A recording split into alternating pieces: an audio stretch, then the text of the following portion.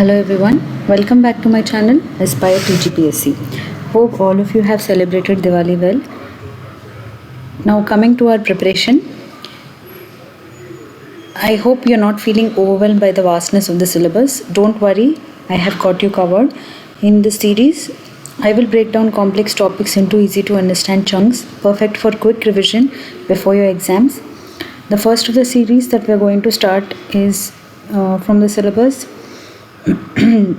Polity, which is the Rural and Urban Governance 73rd and 74 Constitutional Amendment Acts.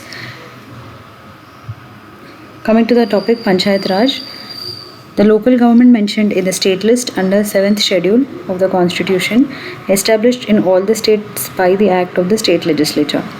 It is constitutionalized by the 73rd Constitutional Amendment Act. The evolution of Panchayat Raj institutions, the first committee which was formed is the Balwant Rai Mehta Committee. In January 1957, the Government of India appointed the Balwant Rai Mehta Committee to examine the working of National Development Program 1952 and the National Extension Service 1953. It submitted its report in November 1957 and it recommended the establishment of Scheme of Democratic Decentralization, which ultimately came to be known as the Panchayat Raj. The recommendations are establishment of a 3-tier Panchayat system, that is the Zilla Parishad at the district level, the Panchayat Samiti at the block level, Gram Panchayat at the village level. It is constituted with indirectly elected members, that is Zilla Parishad and the Panchayat Samiti, and the Gram Panchayat is constituted with the directly elected members. All the planning and the development is entrusted to the bodies. The Panchayat Samiti is an executive body, whereas the Zilla Parishad is advisory, coordinating and supervisory body. The district collector is the chairman of the Zilla Parishad, and the transfer of powers and responsibilities and adequate resources has to be done to these Panchayat Raj institutions. It is accepted by the National Development Council in 1958, states to evolve their own pattern, but the basic principles and the broad fundamentals should be identical. Rajasthan is the first state to establish Panchayat Raj. The scheme was inaugurated by the Prime Minister on 2nd October 1959 in Nagaur, Rajasthan. It is followed by Andhra Pradesh in 1959. Now, these states have their specific Panchayat Raj institutions based on the local requirements. Rajasthan has 3-tier system, Tamil Nadu 2-tier system, and West Bengal 4-tier system. When it comes to the Rajasthan Andhra Pradesh model,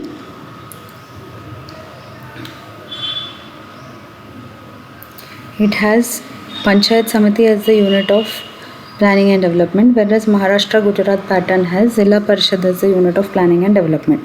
Some states also have Nyay Panchayats, that is the judicial panchayats to try petty and criminal cases. Ashok Mehta Committee.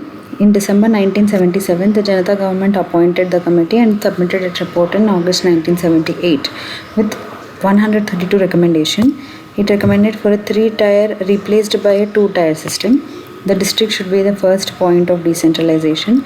Zilla Parishad should be the executive body. The official participation of political parties. Panchayat Raj institutions compulsory power of taxation. Regular social audit. State government should not supersede the Panchayat Raj institutions. Nyay Panchayats. Chief Election Officer in consultation with Chief Election Commissioner to conduct the elections of the Panchayat Raj institutions. Development functions should be entrusted to the Zilla Parishad.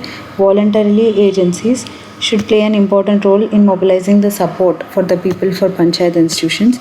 Minister for Panchayat Raj should be appointed in the State Council of Ministers to look after the affairs. Seats for SC/ST should be reserved. Constitutional recognition should be accorded to the Panchayat Raj institutions. After the collapse of the Janata government, the 3 states, that is Karnataka, West Bengal, Andhra Pradesh, took steps to revitalize the Panchayat Raj, keeping in view the recommendations of this committee. Next comes the GVK Rao Committee. In 1985, the Committee to Review Administrative Arrangements for Rural Development and Poverty Alleviation Program was appointed, with GVK Rao as the chairman. The committee came to the conclusion that the Panchayat Raj has been bureaucratized and it has resulted in grass without roots. It recommended that the Zilla Parishad should be given pivotal importance. Planning and implementation of the rural development programs should be done and monitored some of the functions at the state level are to be transferred to the district level. District Development Commissioner should be appointed and he should act as the chief executive officer of the Zilla Parishad, and elections are to be conducted regularly. Next, the LM Singhvi Committee in 1986 revitalization of the Panchayat Raj institutions.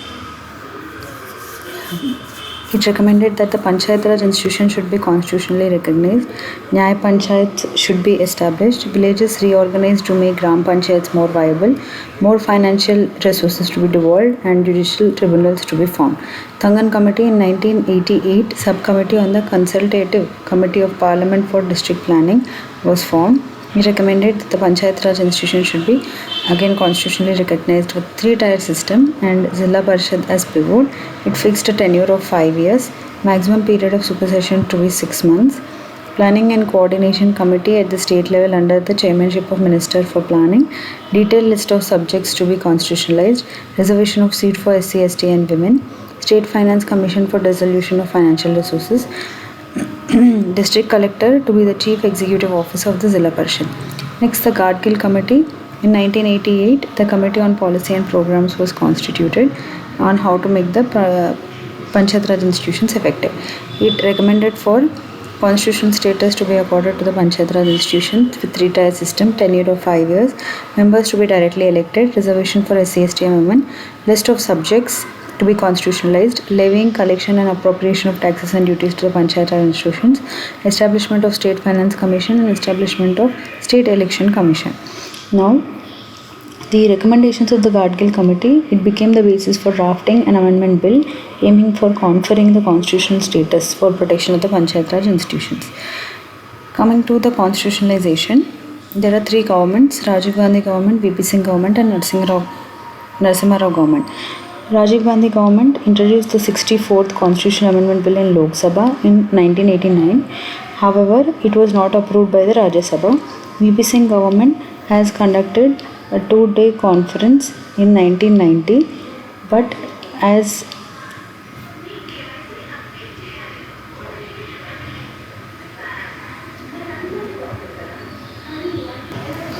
due to the fall of the government, it resulted in the lapse of the bill.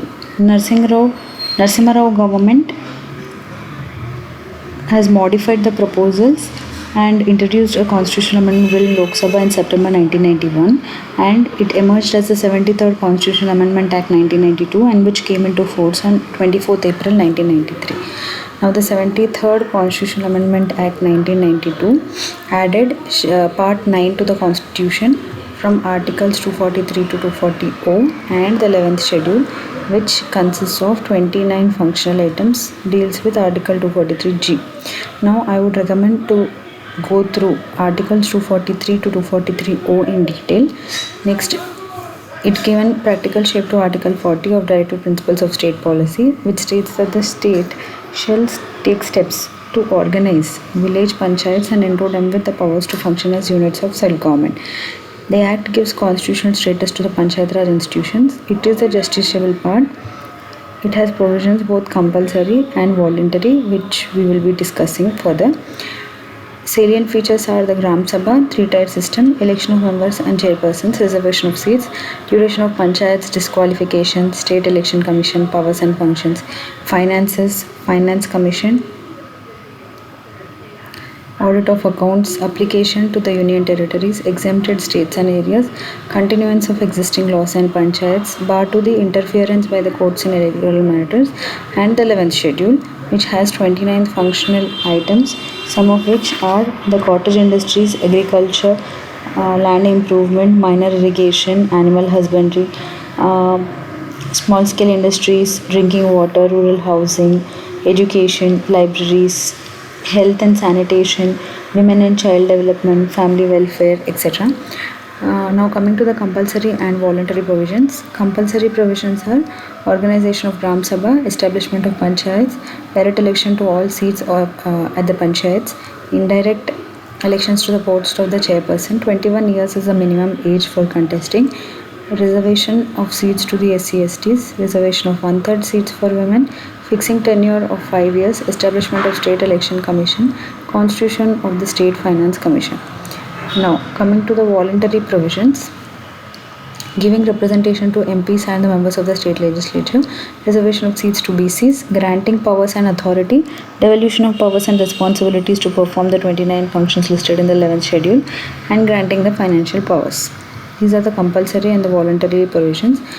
Coming to the PESA Act 1996, which is nothing but provisions of the Panchayat's extension to the Scheduled Areas Act 1996, popularly known as PESA Act or the Extension Act. In 2016, 10 states have 5th scheduled areas, which are Andhra Pradesh, Telangana, Chhattisgarh, Gujarat, Himachal Pradesh, Jharkhand, Madhya Pradesh, Maharashtra, Odisha, and Rajasthan. The objectives of the Act are to extend the provisions of Part 9 to the scheduled areas, provide self-rule for the tribal population, have village governance, and to make the Gram Sabha as nucleus of all the activities. To safeguard and preserve the traditions and customs of the tribal communities, empower with appropriate powers, preventing assuming powers of the lower levels. Finances of the Panchayat Raj. The second Administrative Reforms Commission of India 2005 to 2009 summarized the finances. The Panchayat Raj institutions receive finances in the following ways: grants from the central government on the recommendation of the Central Finance Commission as per Article 280, devolution from the state government on the recommendation of the State Finance Commission as per Article 243I, loans and grants from the state government, program specific allocation under centrally sponsored and additional central assistance. Internal resource generation is also one of the sources, that is tax and non-tax. Major portion of the grants are scheme specific, and local taxation system. Now, the reasons for ineffective performance of Panchayat Raj institutions are due to the lack of adequate devolution of the functions, funds, and functionaries, which are nothing but 3 F's. Next, the excessive control by the bureaucracy, the tight nature of the funds, that is, the funds are not suitable for a few activities in some of the states. Next, overwhelming dependency on the government funding, reluctance to use fiscal powers, status of the Gram Sabha, creation of parallel bodies, and poor infrastructure. Now, I have covered almost all the content given in Lakshmikant book, Panchayat Raj topic. I would once again reiterate for you to go through Articles 243 to 243O. And apart from this video, I would also recommend to solve multiple choice questions, attempt mock tests, and analyze your performance. Please remember that understanding the core concepts and practicing regularly is the key to success. However, shorter the time period is for the exam. I will be uploading the next videos simultaneously for all the topics of all subjects for the exam. I hope that you found these videos helpful for your exam preparation. Please like this video, share it with your friends, and subscribe to my channel for more engaging content. Hit the notification bell to stay updated on my latest uploads. Remember, knowledge is power. Let's empower ourselves together. Thank you so much. Have a nice day.